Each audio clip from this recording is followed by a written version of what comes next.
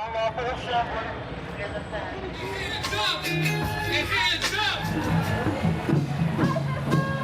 am here because I think it's important to show up and know that we're all angry about what's going on with our democracy, in our country, and our city. I think we all need to speak out for ourselves and our neighbors and our country. I think what this administration is doing to our country is flat out embarrassing. I think also because he thought it was so easy to just take over Venezuela and, supposedly free the people.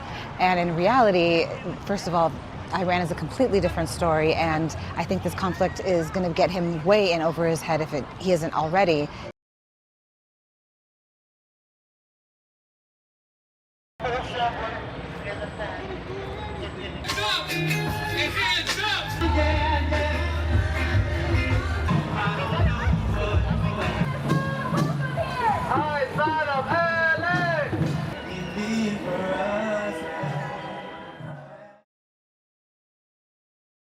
Saudara, kecepatan informasi dan akurasi data adalah komitmen kami.